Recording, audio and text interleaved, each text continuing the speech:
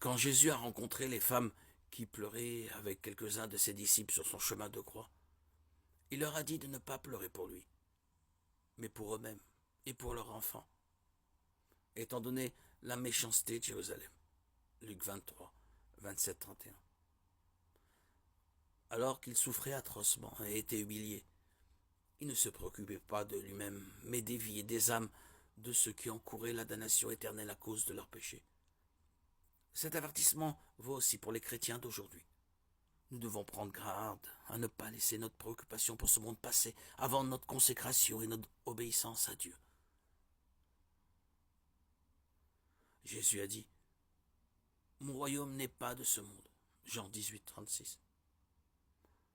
En tant que citoyen du ciel, son royaume devrait être au cœur de notre attention, de nos préoccupations.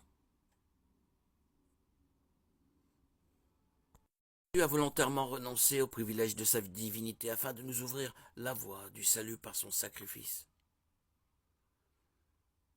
Sur les monts des Oliviers, Jésus a prié que son Père éloigne de lui la coupe de sa mort sur la croix. Cette prière montre l'humanité de Jésus, Luc 22, 39, 46. Il n'est pas difficile d'imaginer à quel point il était terrifié de ce à quoi allait faire face.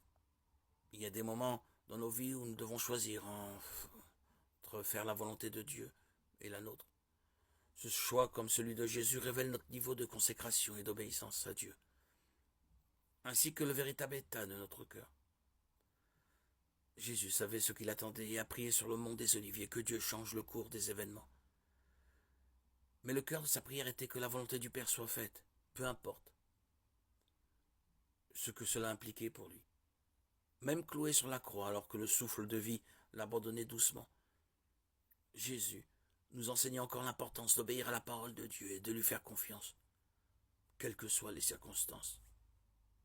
Le vrai cep fournit tout ce dont les sarments, les croyants, ont besoin pour produire les fruits de l'esprit, l'eau vive du salut et la nourriture de la parole. Jésus est le vrai cep. Jean 15, 1.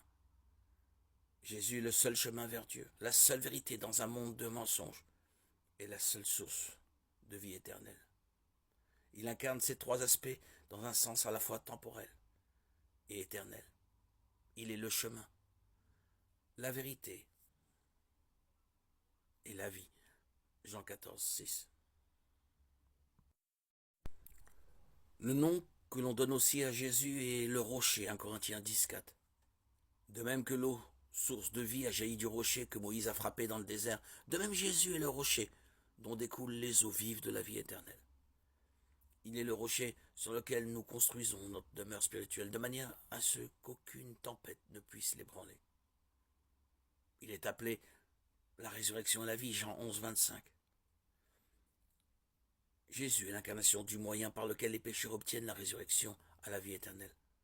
Tout comme il a été ressuscité de la tombe, notre péché est enterré avec lui et nous sommes ressuscités pour marcher dans le renouveau de la vie. Il est appelé aussi le Sauveur, Matthieu 1, 21, Luc 2, 11. Il sauve son peuple en mourant, pour le racheter, en lui donnant le Saint-Esprit, pour le transformer par sa puissance, en le rendant capable de vaincre ses ennemis spirituels, en le soutenant dans ses épreuves et dans la mort, et en le ressuscitant au dernier jour.